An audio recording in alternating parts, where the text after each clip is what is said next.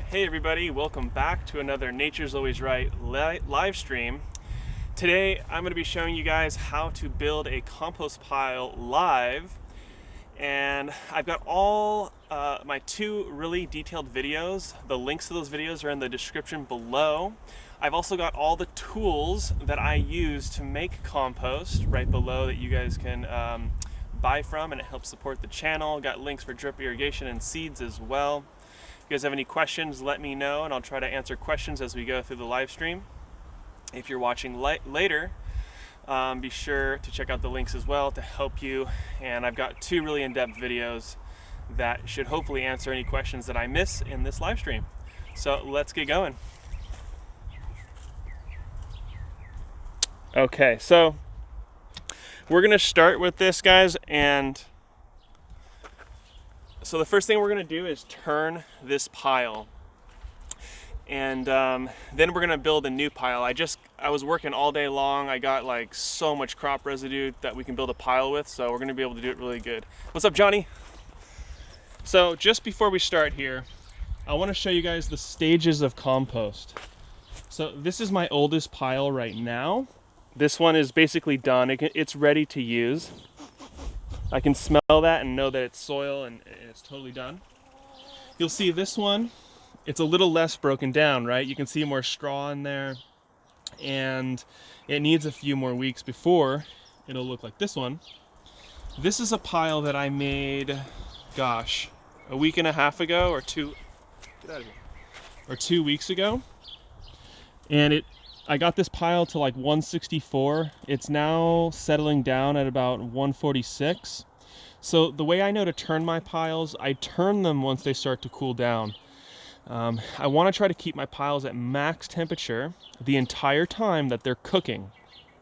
And by cooking, I mean that they are aerobically active. And aerobic means oxygen-loving bacteria. What's up, everybody? Thanks for joining on the live stream. We're gonna make some compost today. I've got lots of links in the description to help you guys. Got my two in-depth videos. I've got all the different tools that you'll need to make a compost pile real easily below. And all right, so first we're just gonna turn this. I'll show you guys how to turn it because I gotta make room.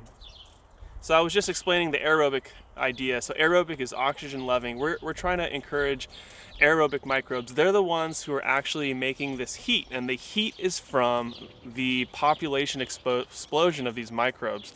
Just like a big city, there's lots of action going on in there. It's really hot, so it's something like that. We do not want the pile to be anaerobic. If it's anaerobic, it will stink like death or poo. And the Bokashi, I don't have a Bokashi bucket ready. The one that I'm gonna use next is fermenting right now. I could open that up to show you guys what it looks like though. First, let's turn this thing and then we'll get going.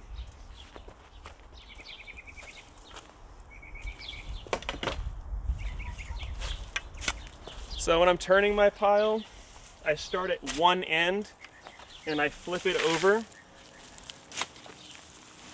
And I'm gonna try to make a lot of room, so I'm gonna push it over quite a bit.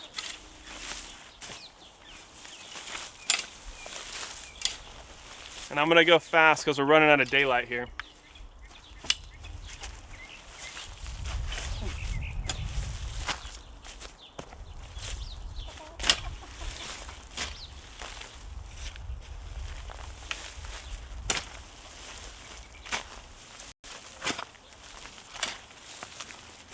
So I start at one end and work my way over. I want to thoroughly turn this pile, incorporating more oxygen into the entire pile.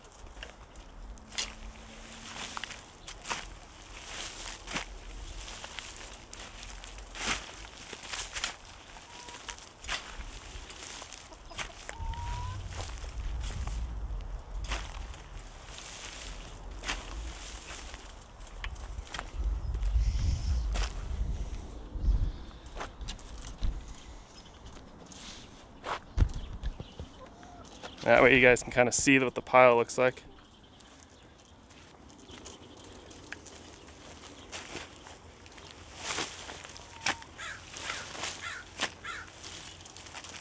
Whew.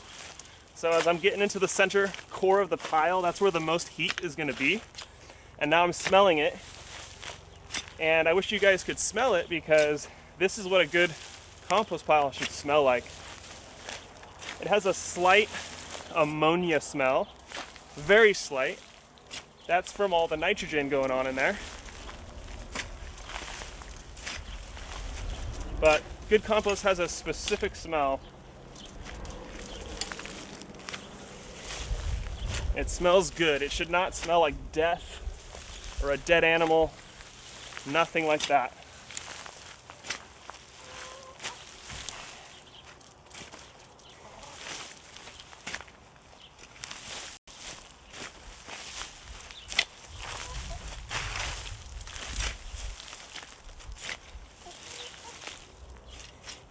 You can probably see all that steam coming off.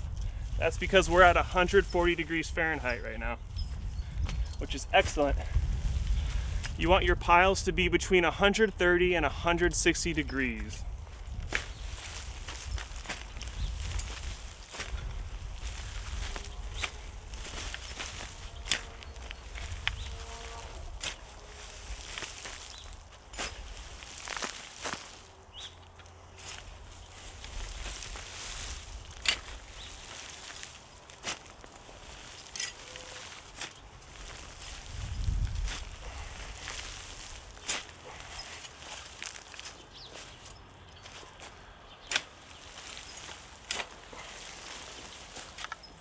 I try to switch hands so that I can use different muscles and not make my body all lopsided with muscle development.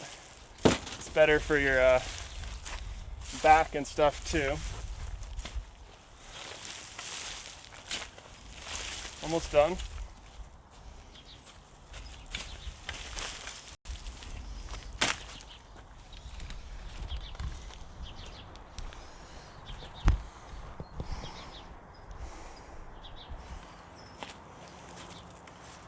If I find any big pieces like this that aren't going to break down, I'll just toss those out of here.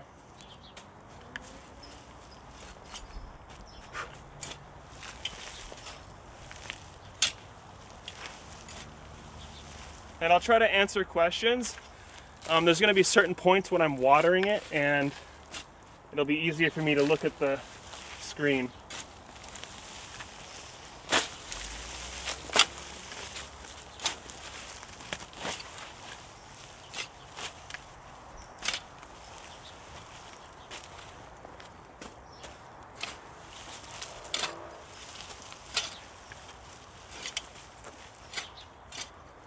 I'm also live streaming on Twitch. If you guys are members of the Twitch live streaming platform, I'd love for you guys to follow me on there. I've got a link in the description to my account. Followers on there.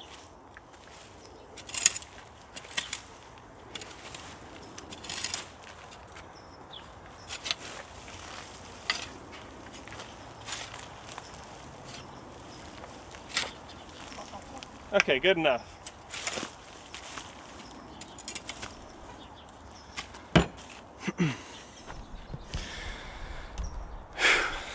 $619, that's the area code of San Diego.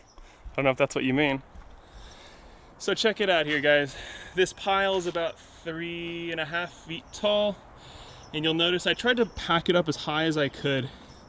We're really going for a nice center mass, as big of a center core as we can create, because that's going to get us those higher temperatures on the inside. Okay, so now we've got this nice open area to build another pile. So what I'm going to do, the first part of my pile is going to be browns, or a high carbon content material. And if you guys know my chickens, here they are. They're chilling in here as always. And you can see the bedding here on the floor. This is my carbon content. It's also mixed in with manure, really good biology from all the different greens and other, extra soil that's been dumped in here that was connected to the greens.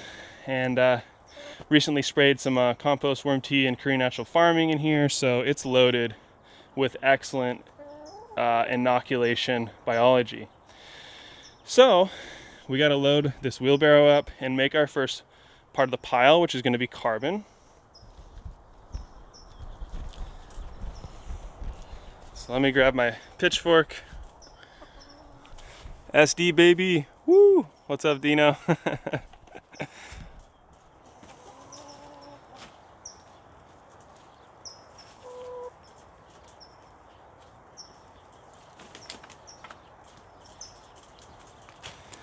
So if you guys have ever looked up making a compost pile, thanks so much. You guys ever looked up making a compost pile? They talk about browns and greens. Well, the browns are carbon, the greens are nitrogen. So that's what we're going to be doing today.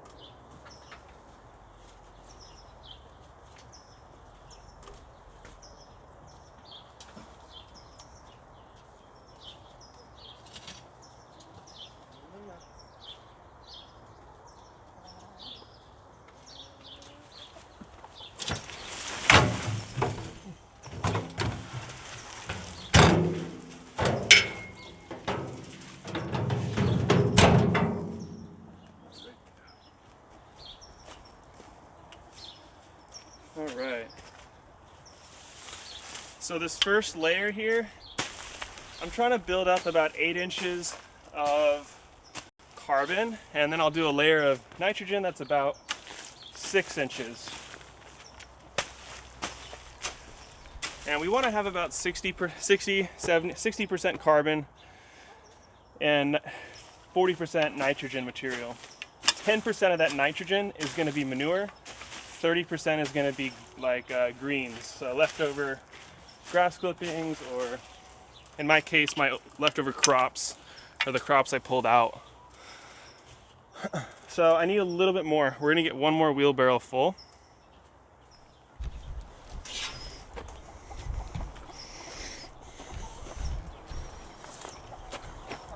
Oh, let's put you guys back inside. Yeah, the chickens are so fun to watch.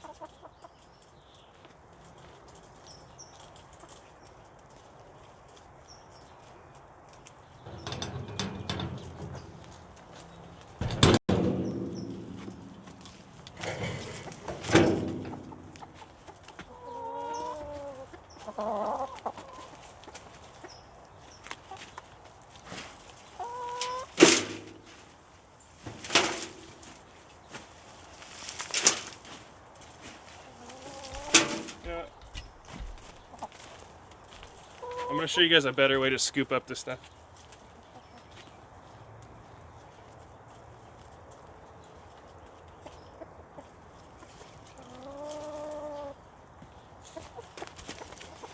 So this is the most efficient way I found to do this.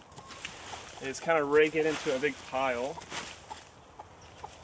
You can use a pitchfork, you can use a rake, 2 shovels, but you're going to squeeze it together and then throw it in your wheelbarrow.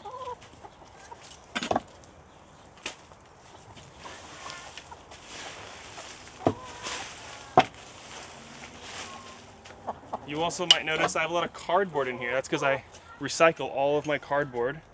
Toilet paper rolls, all that stuff goes in here as an extra carbon source.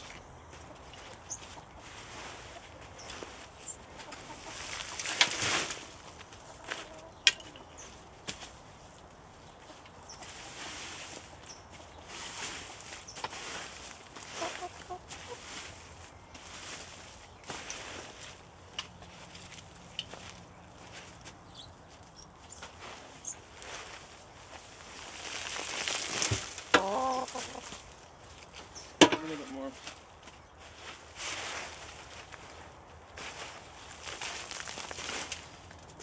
Okay.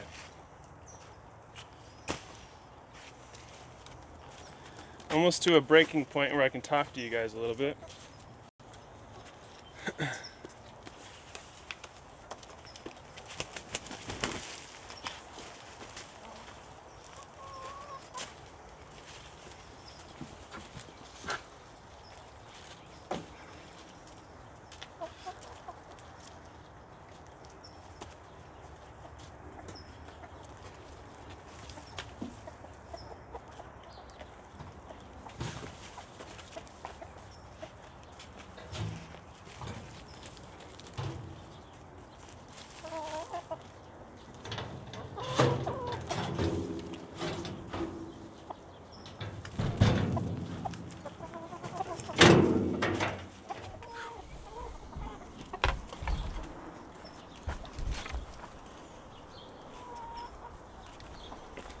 Okay, so let's set this pile up now.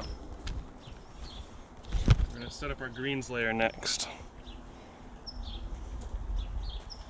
So I'm just going to spread this out.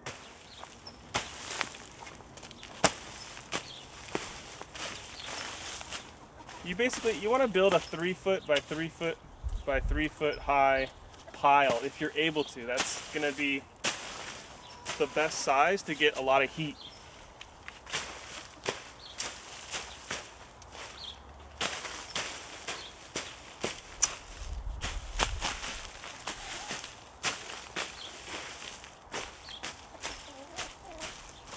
Okay, there we go. So what's our next layer gonna be? Yeah, I don't have a rooster. I live in an urban area and my neighbors would not like that. And neither would my landlord, so. Okay, so the next layer is gonna be nitrogen. So for that, I've got leftover cilantro, beet greens, some other things I took out recently. And oh, nice, Elijah. I'm glad Bokashi is working for you. So the Bokashi grain's another thing I could add to this. I'm not going to do that today, though.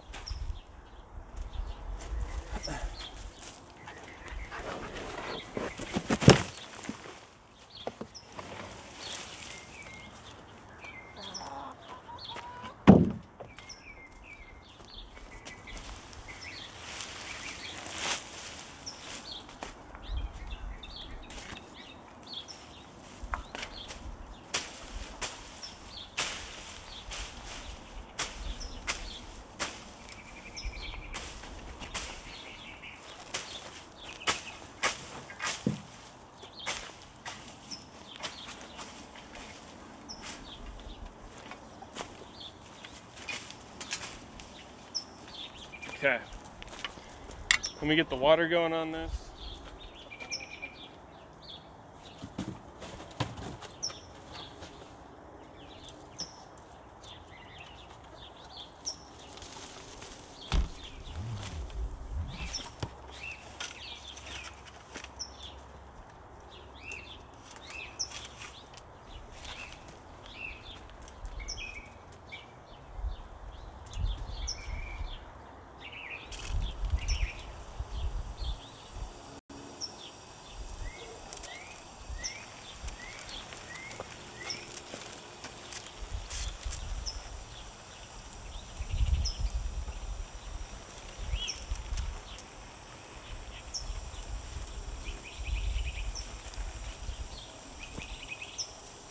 Cool.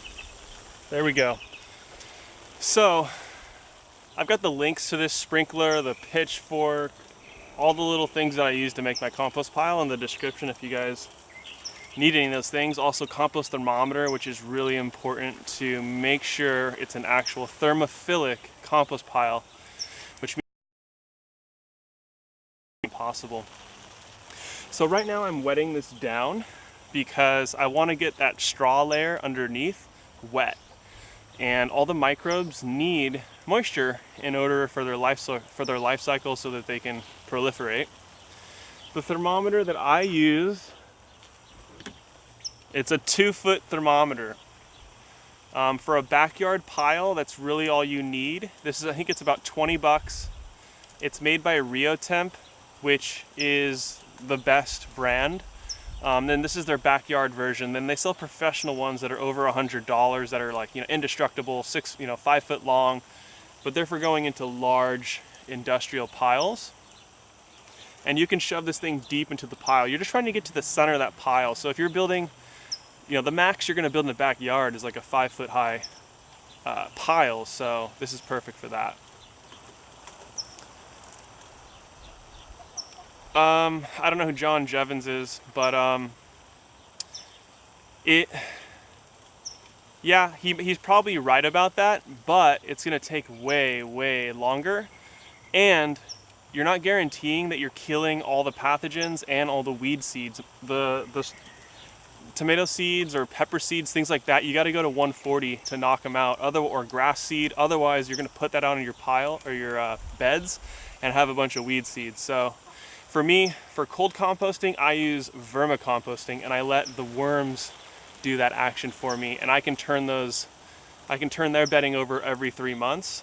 I can do a hot compost pile in 6 weeks or less. I've never done trash bag composting. I'd worry about the leaching of plastic. When you raise plastic to temperature, it releases chemicals into whatever medium is in it. So I prefer on the ground so that the soil microbes can get into it. Yeah, Jeff Lawton's ratio is good. I like Elaine Ingham's ratio. This is the ratio I do is about 60% carbon, 40% nitrogen. 10% of that nitrogen is an animal manure. So that's what I do. You know, you can do them in those totes. They're made from HDPE plastic, so you know, if you guys want to do that, go for it. I just prefer doing it on the ground where earthworms can get in, other microbes or fungi can get in. Having said that though, you know, this is a lot more work. So there's a context for everything. And what's up, Hector? And there's a lot of ways to do things. I'm not going to say one way is 100% the best way to do it. Yeah, like totes with worms are fine because you're not raising that to 150, 160 degrees. In that case, I think it's great. So I want to be careful not to make this too wet. If I make it too wet, it could go anaerobic because the water is going to squash out all the oxygen, and we really don't want that to happen. So I just got to keep an eye on it. Like maybe another 30 seconds, and then I'm going to go get more browns. I wanted to say one more thing.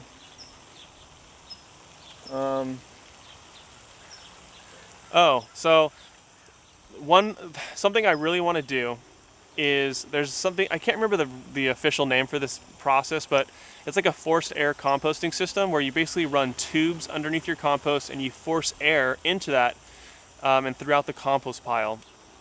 And that's a way to do it without turning it. And they do this on an industrial scale. So I've also seen people do that in their backyard. So I really want to create a backyard version of that. Thank you. Aerated static pile. Look that up on YouTube, guys. It's fantastic. So I want to develop a way to do that really easily for a backyard home composter, because then we won't have to turn it. It's a lot of work and time. So that's another fantastic thing to look up as well. Someone said about cardboard. So for cardboard, the only cardboard that I use is inkless, no tape, no glue, no nothing. If there's a little bit of black ink, I'm okay with that, but other than that, I don't use it. Luckily, I get a lot of free cardboard from my buddy who gets it from like garage door companies, and it's completely clean cardboard.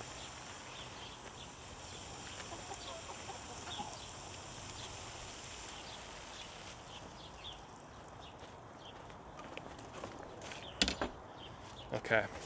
If you guys would like to support the stream, you can super chat me, send me a PayPal. If you PayPal me or something, you can ask me a question, of course. I'd be happy to answer your guys' questions. Do that as well. Trying to live stream more for you guys and spread good information. So the next step here is more carbon. So we're just doing these layers: carbon, nitrogen, carbon, nitrogen, carbon, nitrogen. I'll probably do about 3 or 4 layers of that, and I'm wetting them in between. Oh, one more thing to add. Because I'm using my crop residue, I already have a bunch of inoculant.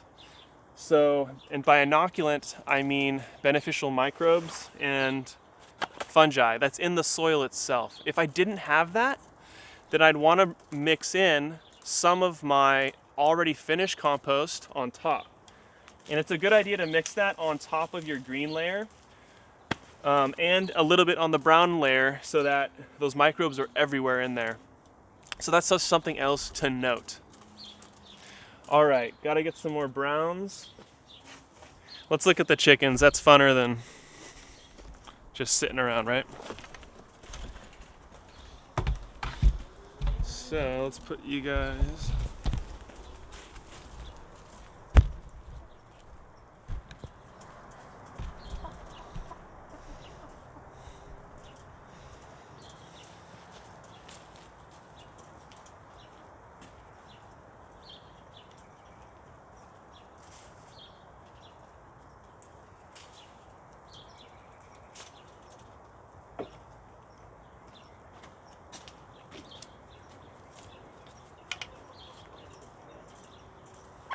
Watch out.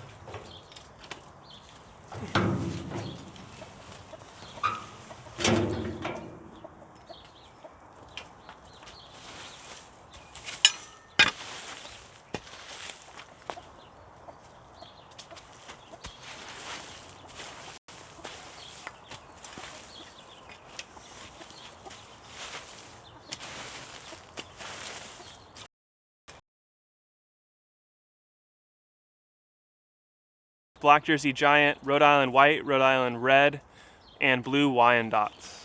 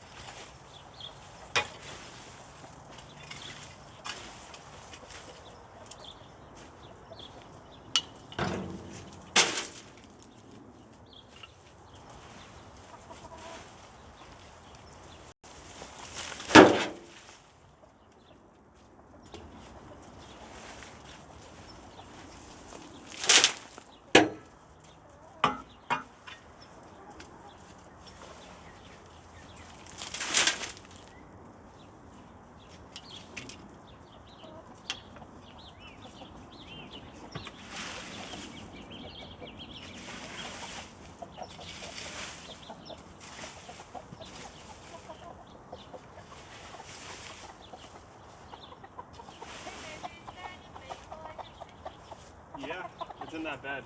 Do you find it? Yeah, just snip off the top piece.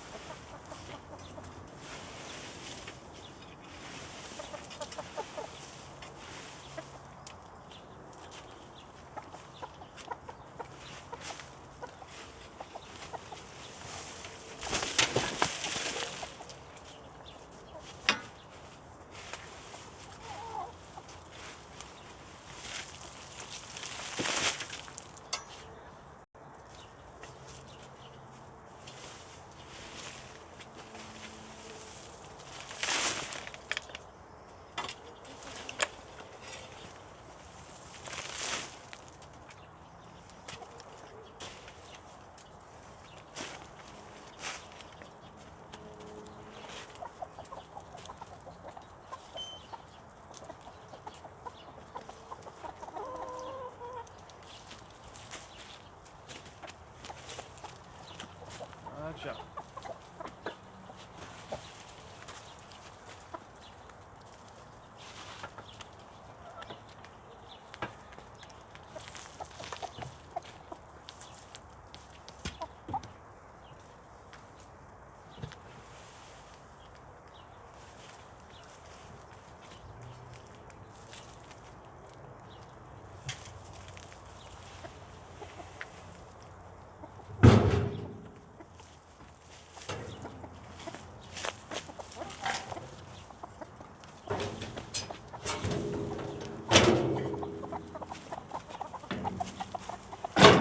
Okay, let's go finish the second layer.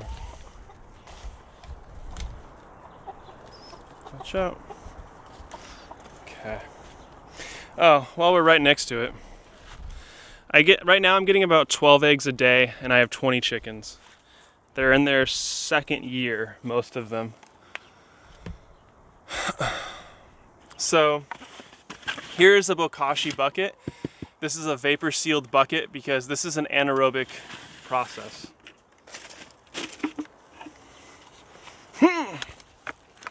You can see what it looks like. This smells very good. This is my mom made this for me actually. I have my mom doing Bokashi. It smells really good. It smells like a fermented slightly smell. It does not smell like death, which would be the wrong anaerobic microbes. You can see some of the white fungal growth on there. That's what you want to see. So I'm gonna let that sit for another week. Yeah, so I'll use this on the next pile that I make.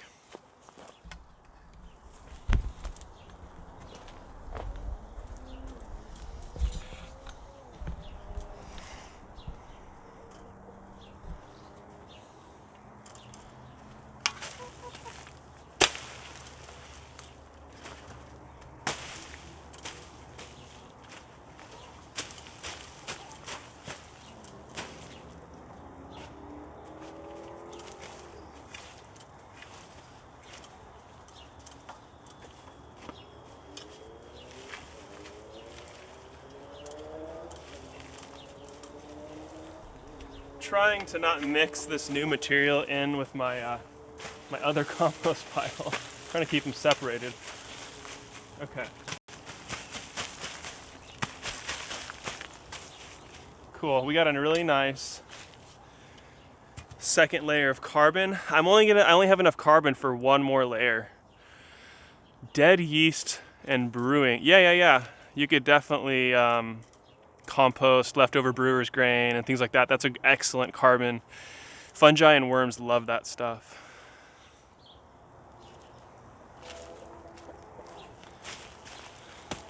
So what's next? We need another layer.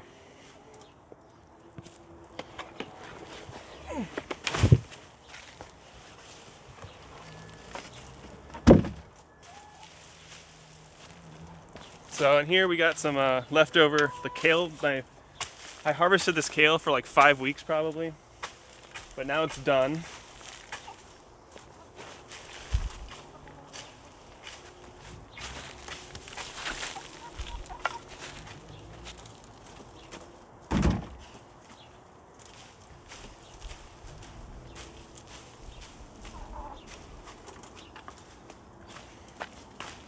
So this is about a 4-inch layer. I want to get another couple inches on there, so I'm going to add more. I just want to give a huge shout out to Matt of Dragstrip Farm. He's helping you guys out in the comments. Definitely go check out what he's working on. He's another small farmer in the making. He's down in Florida. I put a link down to his Twitch down there and Instagram. He's also Dragstrip Farm on YouTube. And he just put out 2 new videos. I think one about lighting and growing microgreens indoors, which is really fantastic to know how to do. Also vermicomposting. So he's got a lot of great content for you guys. Be sure to go follow Dragstrip Farm on YouTube, Twitch, and Instagram too. Thanks for your help, man.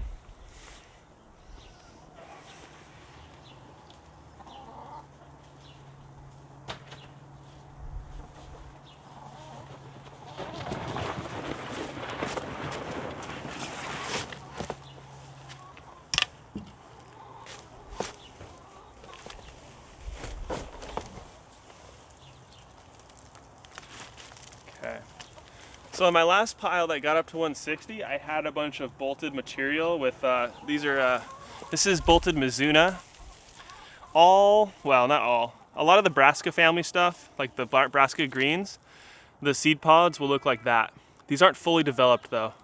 So I don't know, it'll be interesting. I'm curious if like, that has a lot of energy in it that's making it hot. So this will be the second pile where I put a lot of that type of material in, so I'm curious to see.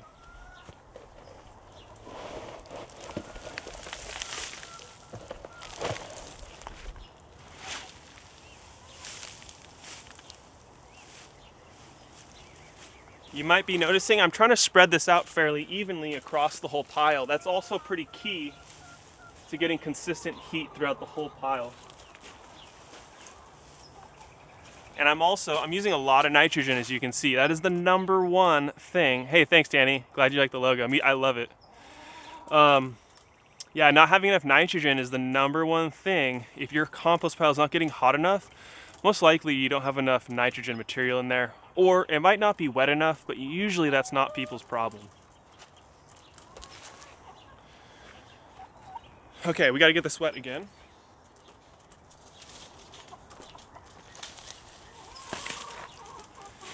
And when you're using a lot of nitrogen material, it doesn't require as much water. This is pretty dry carbon material. And, you know, so you'll notice I'm only adding a few minutes of water to each layer. And if you add too much water, you can kind of get a big pool of water going on down at the bottom of your pile.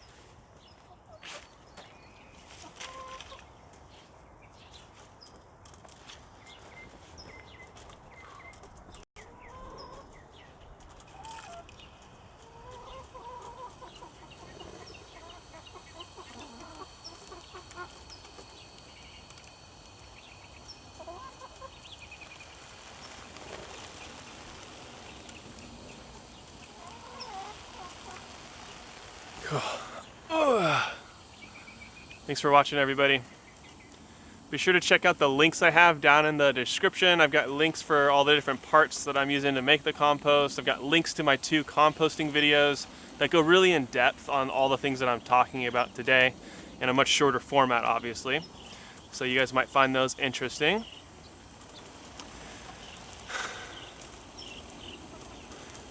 If your compost pile isn't hot, yeah, it might not be big enough. I mean, to me, you need a 3-foot wide by 3-foot long by 3-foot high pile. So a yard by a yard by a yard cubed. And if you can't achieve that, then it makes it a little bit more difficult. No, don't add more carbon if it's not hot. That will not help. It depends. If you have too much nitrogen in there, then maybe. It's best to build the pile perfectly from the beginning rather than trying to add more things in later. It's just gonna not work out too well. And it just takes practice over and over again to really get it figured out, honestly. Having manure, a manure source is pretty key. Like a chicken manure, that burns really hot. So there's so many good microbes in there.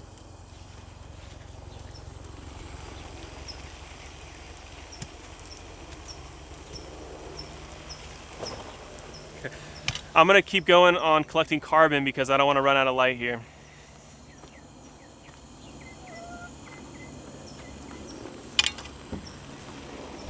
But I can definitely talk to you guys all at the end. Once it gets dark. I just got to make sure I finish the compost pile right now.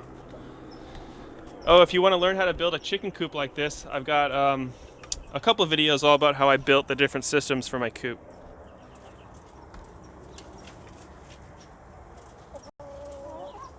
Oops.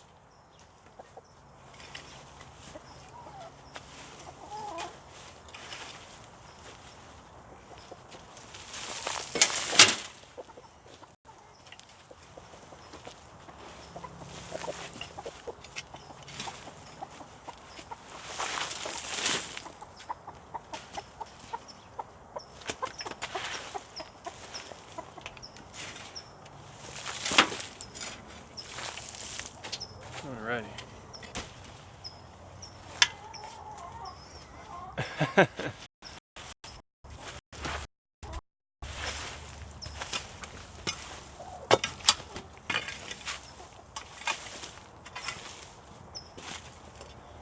Well, I'm running out of carbon on the bottom here. Luckily I've got inside the coop as well.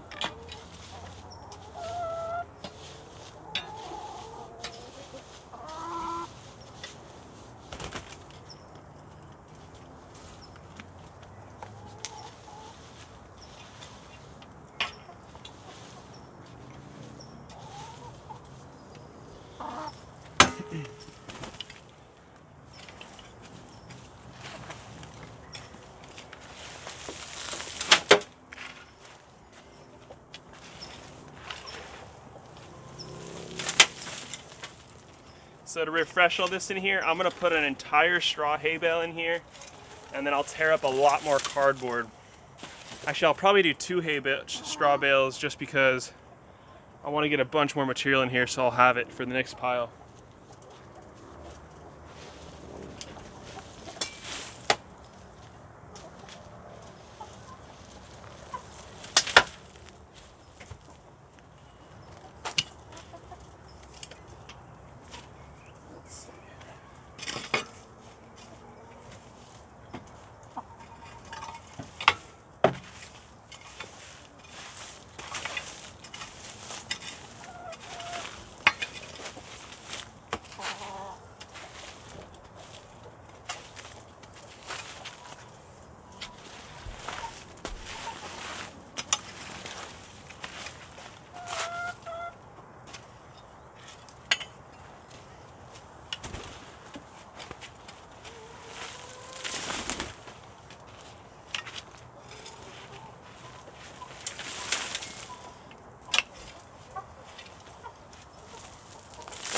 Okay, that'll be good.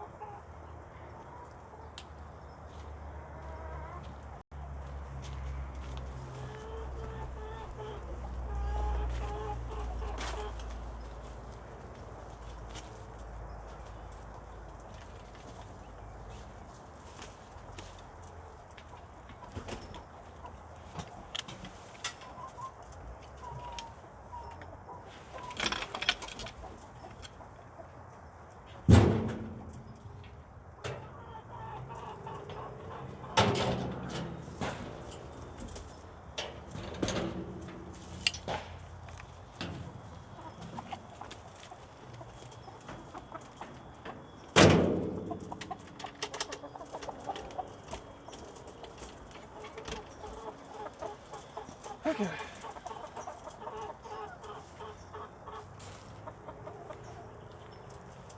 Let's see. Get a little bit more here.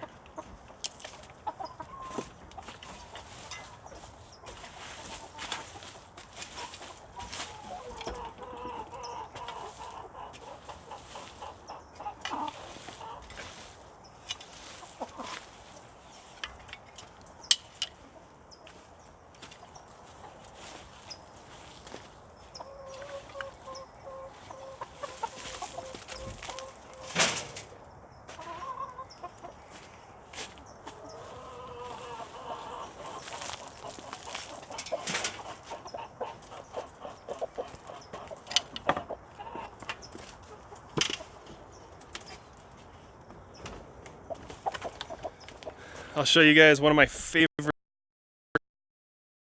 Easy it is to clean the inside of their coop. I've got my wheelbarrow positioned right under here.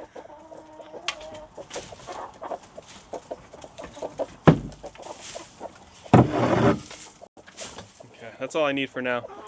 I want to save the rest for the final layer.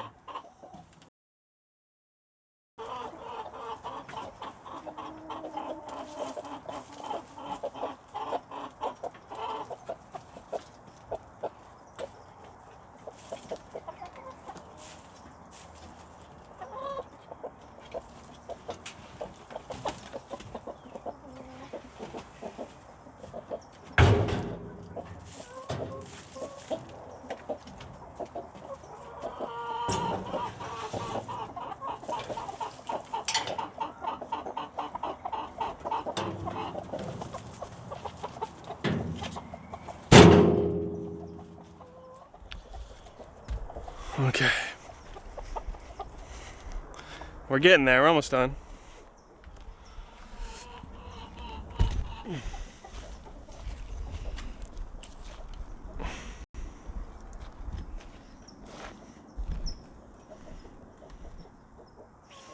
Okay, so I'm just gonna spread this out. It is, what time is it? 7:40. So what's cool about getting the stuff in that chicken coop is, you know, they crap in that stuff all night long. So this stuff's loaded with manure. I typically like to put that higher up in the pile.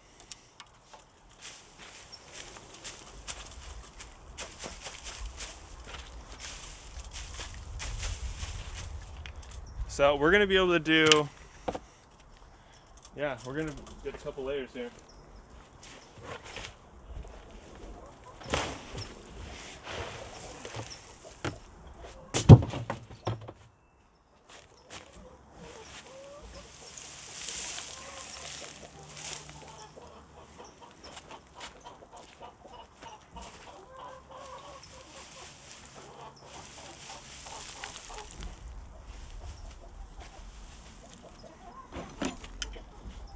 Still got one more.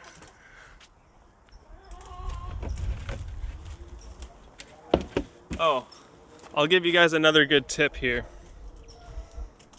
So you see that blue barrel there?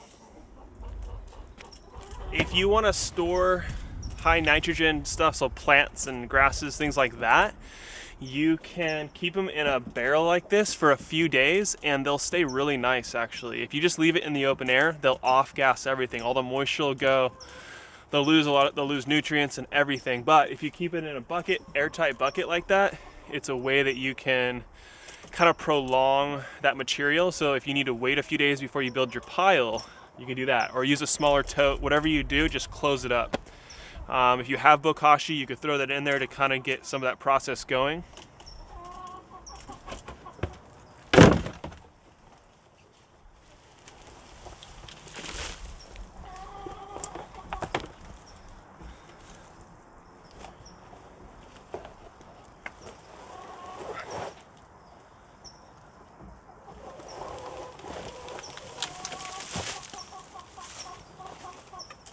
That's it. The rest of the stuff in there is going to the chickens.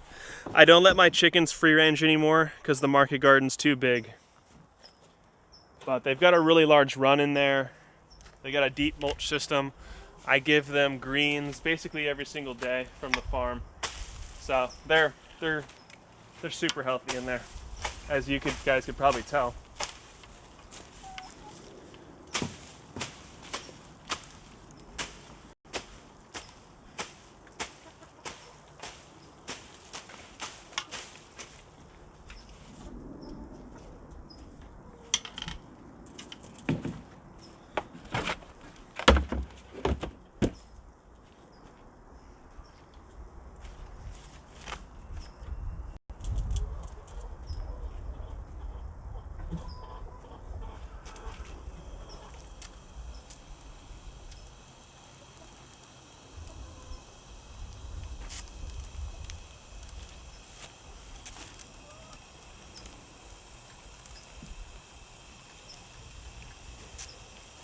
So this is a pretty giant composting method.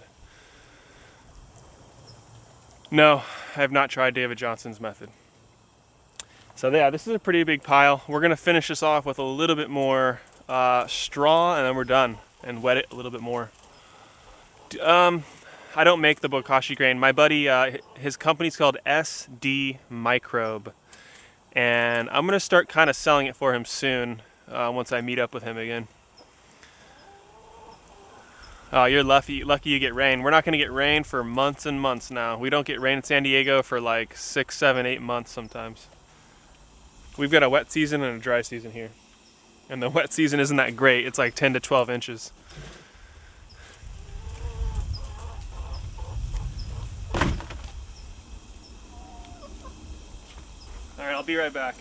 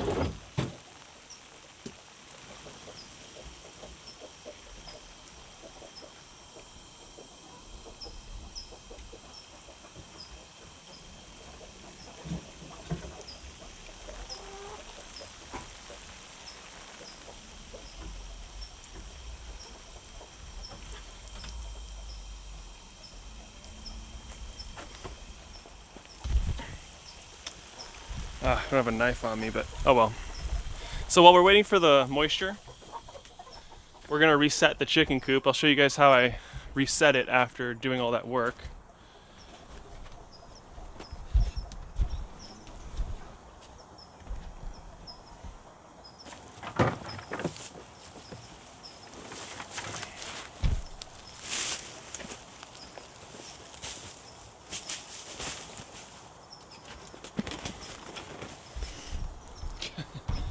Yeah, this isn't it's not best to do it at night because they need to go to bed right now, but now they're all excited about the new straw.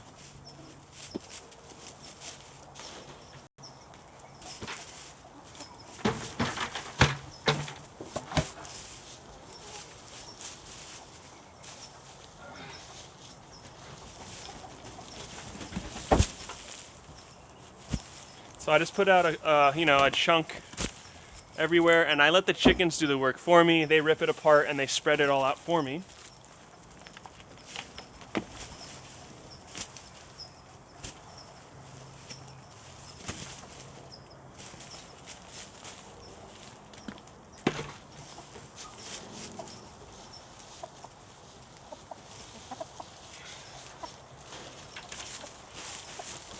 And then I'm going to go add some more inside the coop.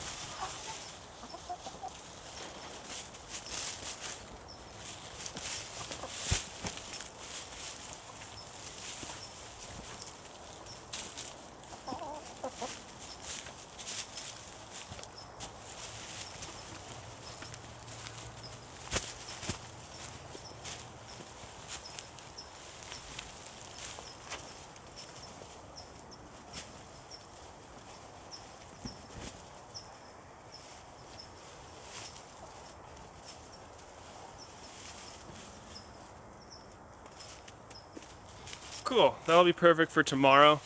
And then now I'm gonna dump out all of the leftover greens for them too.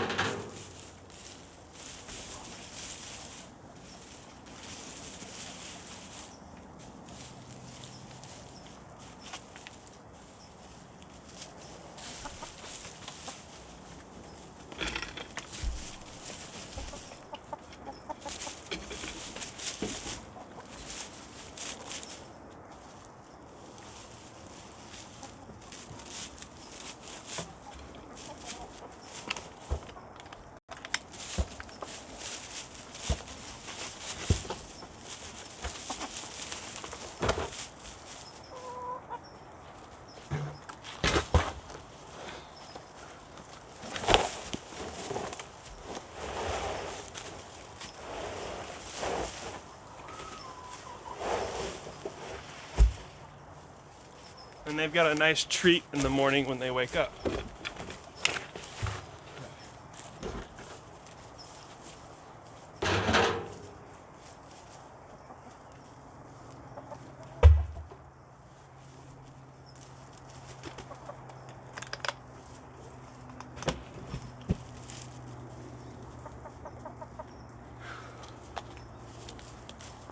I've got a couple more things to show you guys, but I think we're done in here. Let me make sure I close the coop. Yep.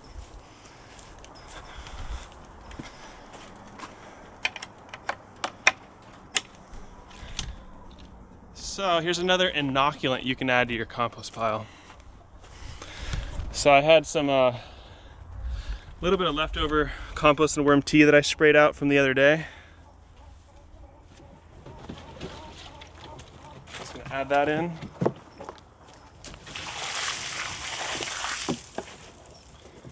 And you could also add in biochar as another great inoculant as well. Sure, yeah, what was the super chat? Thanks for resending it. Thanks, Merry Christmas. That's a great name.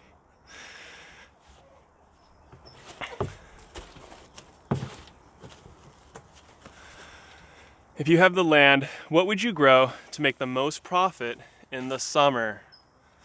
The most profit is gonna be microgreens, salad mix, and heads of lettuce if you can do it. Because in the summertime, most people aren't able to grow heads of lettuce. And here's the key to growing the salad mix, all three of those greens. You need to use shade cloth. And you should use 50% shade cloth, 50-50.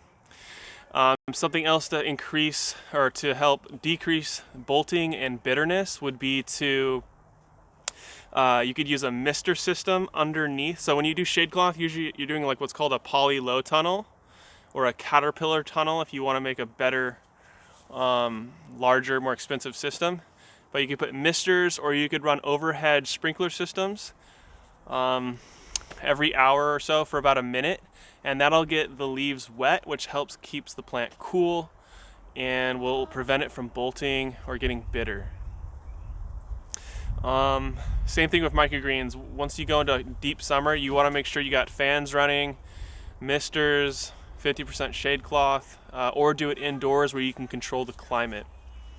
But I'd say those three are probably your top profit margin plants, other than the other one, maybe flowers. Flowers would be the other one that you can make a killing on, especially if you're selling to weddings and things like that. So those four, I'd say. I hope that answers your question. And thank you so much for the super chat. I really, really appreciate it.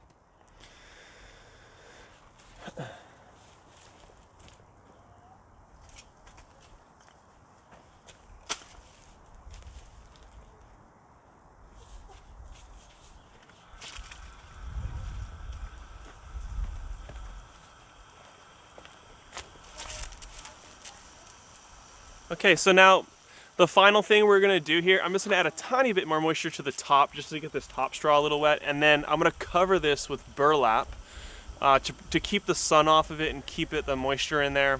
And that's it. And then I'm gonna monitor the temperature. So tomorrow it'll be heat, in 24 hours. In 24 hours it'll be hot. It should be fairly hot. It'll be building temperature, maybe up to 130. 48 hours in, it will reach max temperature. And that's typically what I'm looking for. The 24 to 72 hours is going to be the hottest time. And once it hits peak temperature, I watch it, and I watch it. It should hold at that temperature for a few days. And then, when I see that temperature starting to drop, 5 degrees, boom, now it's time to turn it, because I want to infuse more air in there. There's still a lot of that high nitrogen material that hasn't broken down yet, so I want to make sure that that has the ability to break down and keep heat going. And that's going to help prevent anaerobic conditions as well. Then once you've turned it, it's going to go back up to another peak temperature. Let it hold there. When you see it drop 5 degrees, turn it again. It's going to raise back up. It's going to drop again. And you're going to go through that process until the pile will sit at like 100 degrees Fahrenheit. And at that point, the pile's kind of considered cold.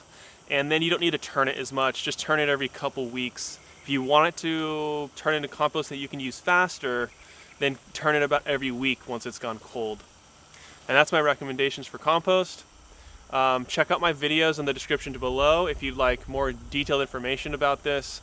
Check out all my other links to help you guys on your farm and your garden. I've got links to different parts and seeds and things like that as well. Let's collect the chicken eggs, then we'll go in the garage and I can talk to you guys for another 10-15 minutes more. If you guys like my live streams, check out my Patreon page. I do a once a month live stream with all of my patrons. And that's where you guys can ask any question that you want. We can talk really in depth. I'm not working, I'm just sitting there talking with you guys. You can join my Patreon for as little as $1 a month, and I've got a link in the description below. My next live stream, by the way, for that is going to be this coming Saturday at 10 a.m. Pacific Standard Time.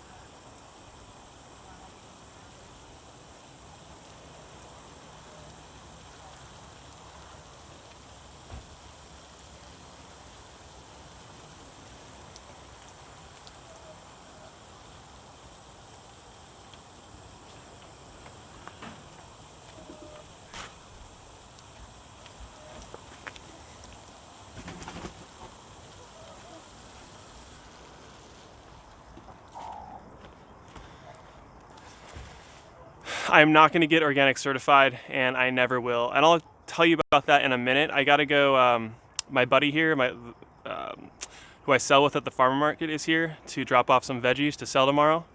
So let me go talk to him, and then I'll be back, and then we can talk for a little while in the garage.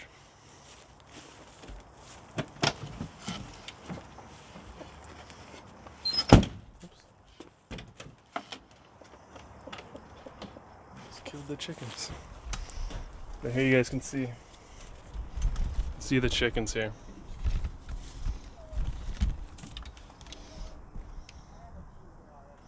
Yeah, it's getting too dark.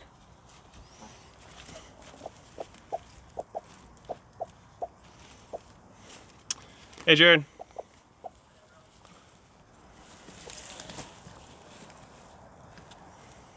Okay, I'll be right there. This chicken's gonna attack me. Watch this. I have a lot of broody chickens right now, and this one's vicious. Yeah, I just dropped it on the ground. I gotta organize that.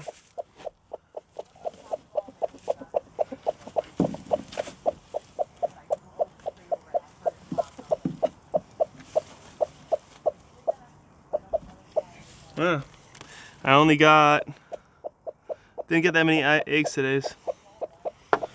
All right, guys, give me 5-10 minutes, and then I can finish up talking with you guys, and then I'll go for the night.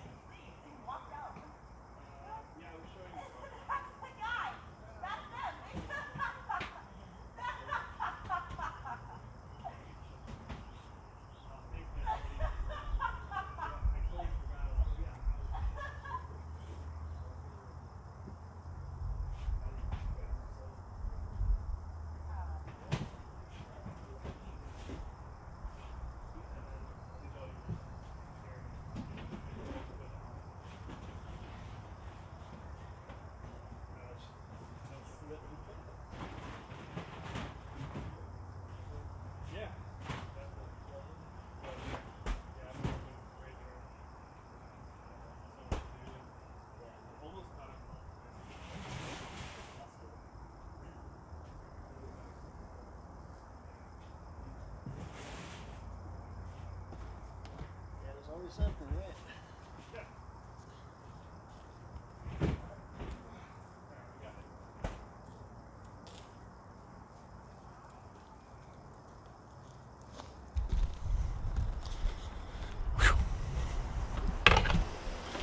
All right, guys, let me go pay Jared real quick, and then I will be right back. And I'd love to answer any questions that you guys.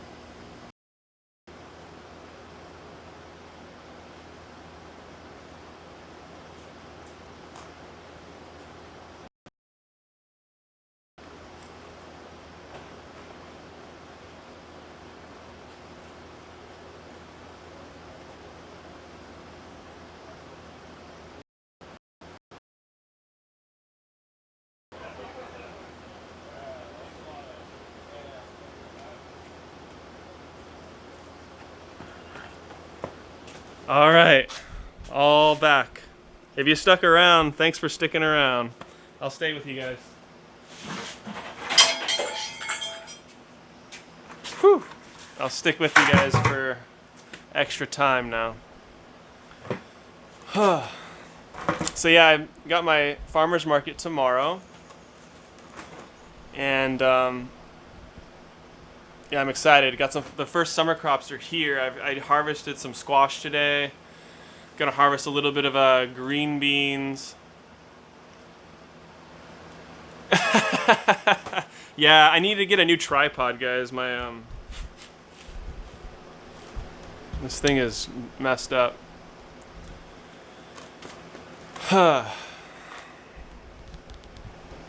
Whatever. I can't adjust it. Cool. If you guys have any questions about making compost or anything else, I'll hang out with you guys for like 15 minutes. Those aren't my guitars actually. Those are my landlord's guitars. Let me get this damn thing.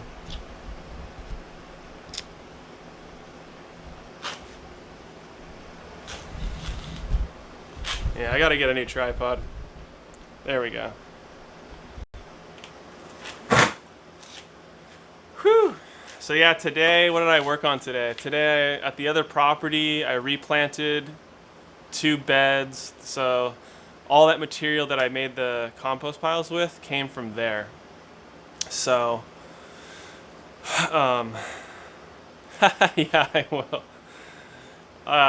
So yeah, I had all that bolted cilantro. If you saw my Instagram recently, the bolted cilantro that we just put in the compost pile, that was in the Instagram post.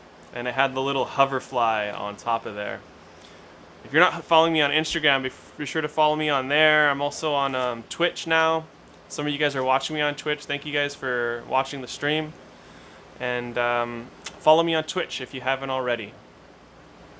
All right, Mariko, the organic certification. So if you're here, I'll give you 2 answers to that, I guess. Thanks, I'm glad you liked the new mason bee video. That's my latest video, is all about mason bees, leafcutter bees, the native North American bees. So for the organic certification, if you are a small scale farm, if you, the farmer, are the face of the farm, the customers know you, they know your growing methods, they have trust between you, I don't think it's a good idea to get the organic certification. It's a lot of time, a lot of hassle, a lot of paperwork. And honestly, if I was to certify myself organic, I would be downgrading the quality that I'm growing at, because I don't use any type of pesticide, any type of herbicide. I don't use neem oil. I use nothing. In the organic certification, they are allowed to use like 15 different organic pesticides. You know, those are very safe and things like that, but I'm doing something far beyond that. USDA organic certified farms, most of them, they're all tilling their land. They're destroying soil biology. They're degrading the soil. They're not regenerating soils or you know, building soil. They're not increasing organic matter. They're not doing any of that. So to me, the USDA organic label is garbage. It is not what it really means. It's not what it used to mean. It's been co-opted over the last 15 years, and they keep changing the rules over and over again. I think that they just recently allowed glyphosate or Roundup in hydroponic, which hydroponic is now allowed to be certified USDA organic. It's not even grown in soil.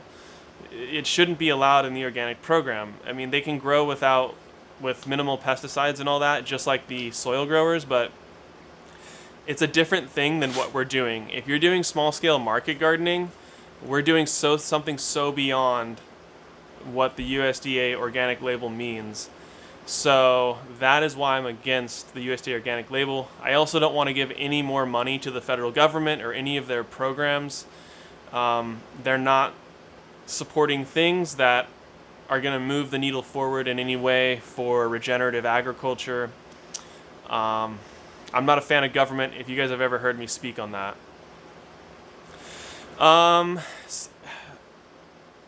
Have I had any chickens die? I've had 2 2 chickens die the entire time I've had chickens, the last almost 3 years.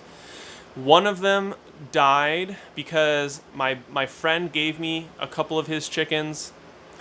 They didn't integrate well with my flock, and unfortunately my chickens ended up killing one of them. The other one of the Rhode Island Whites just died. I don't know, it got sick and got something and died. Chickens are pretty fragile creatures, and you know, it happens. But I've got a pretty good death ratio, or life to death ratio. Thanks, Ivan. Glad you're liking the streams. I'm using Restream right now to display the comments. I don't know. I'm not super happy with it. I need to figure out how to dial it in better. I wish I could scroll on the comments. If you guys have a better option for streaming, I'd love to know. Yeah, that's what I'm... Oh, yeah. Thanks. So, like, I'd love to be able to scroll the chat. I can't see the super chats from YouTube on here. That's annoying. So there's a few little bugs I still need to work out, but I started with 15 chickens originally for my coop, and that was based upon a 220 square foot area inside that run where you saw me inside, the enclosed run.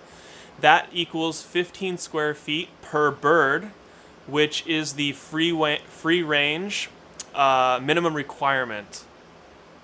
So I was just trying to give them 15 square feet per bird in that enclosed run to really give them a nice large area.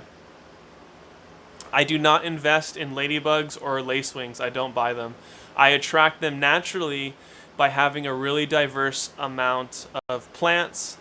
I have flower gardens in my neighbor's yard. I have a little permaculture garden going with all sorts of different plants. As you saw today, I had bolted cilantro and I had bolted mizuna. I occasionally let some of my crops go to flower so that they can attract a ton of beneficials to feed on the aphids and other bugs there. That's another reason why I don't spray any type of pesticide, even neem oil or safer soap or any of those things, because that also hurts the beneficial insects. And also, if I'm wiping out all of the bad insects, then it doesn't attract the good insects that want to come and feed on them. So if you're interrupting the life cycle of the bad insects, you're also at the same time not allowing for the natural pest-prey balance relationship to come in. I will say though, I'm in a backyard in an urban area. I don't have as many pests as some of you may have, especially I'm in San Diego. There's not as many pests as like the South, that you guys have Japanese beetles and stuff.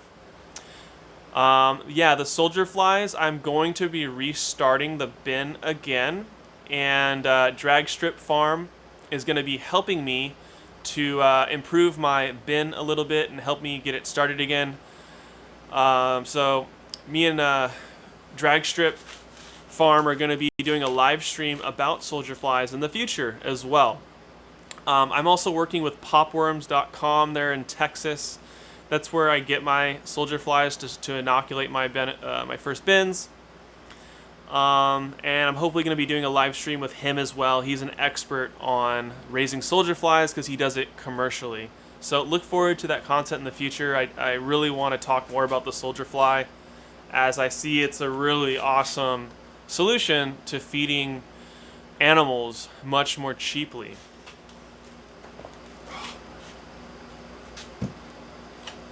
So yeah, I'm excited to get the soldier fly going again. I wish I had more time to do more experiments, but as I'm running a farm right now, I just can't do all the content that I want to create. In the future, you know, I might not run as big of a, I might not run a farm, or maybe I'll pay somebody to run my farm most of the time, so I'm able to create more content. But we're gonna see. I don't know what the future holds. I still need to get land with my wife and stuff, so. Grubs in the garden soil, depends what kind. Diatomaceous earth, There's beer traps for slugs. There's off the top of my head, I can't think of too much. Like I said, I don't really do anything. If they get out of control and they're eating everything, that's when you need to step in and try to limit the damage so that you can still sell your crops. It depends on what type of grubs. So, thanks, let's face it. I was a teacher for 4 years, actually. I taught English in Korea for 2 years, and I taught English back here in America to international students for another 2 years. So I've been a teacher for about 4 years, and now I teach farming. So it's awesome. Now I can teach my passion. So, yeah, I didn't used to be good at speaking or talking. I never thought I'd be live streaming or even talking in front of a classroom. But these are skills that I acquired over time through a lot of practice. And it's something that most people could learn how to speak in front of a group. It's just you got to do it literally thousands of times.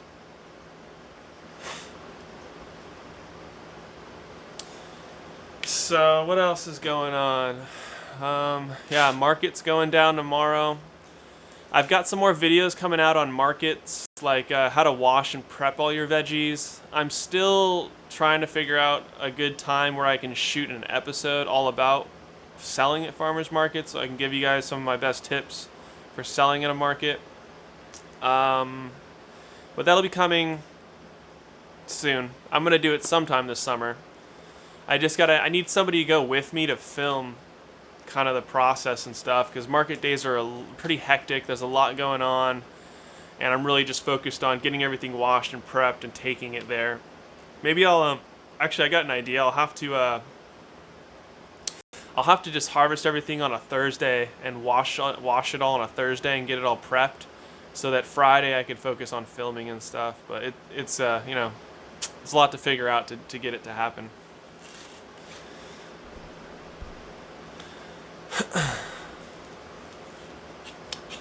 Thanks guys for watching.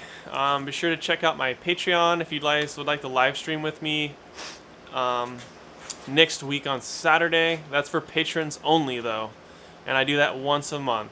And you guys can prepare and ask any questions that you want that would help you for your farm or for your garden, for your homestead, any way I can help you. And if there's not any more questions, I'll probably take off soon because I'm pretty hungry. It's been I worked for 13 hours today. So if you want to get into farming, you got to be prepared to work 12, 13, 14, 15 hours in a day. Sometimes.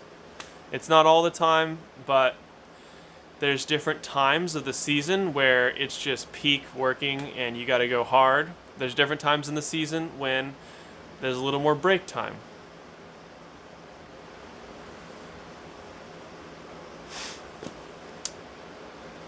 Cool, everybody. Well, I don't see any more questions coming in. I don't know if the chat thing is broken or I don't know. Well, I hope you guys enjoyed the live stream today all about composting. Be sure to check my links in the description so that you can learn how to compost better. I've got 2 different videos going in depth about composting, links to all the tools I use to water the compost, collect the compost, to measure the temperature of the compost. And yeah, if you guys like the stream, you can support me through PayPal, and that would be fantastic. And the more people support me, the more I can do these live streams and continue to teach you guys as much as I know. So thank you guys for watching. I hope you have a fantastic evening and a great Friday and weekend. Keep up the good work growing food for your families, and I'll see you guys in the next Nature's Always Right video. Bye.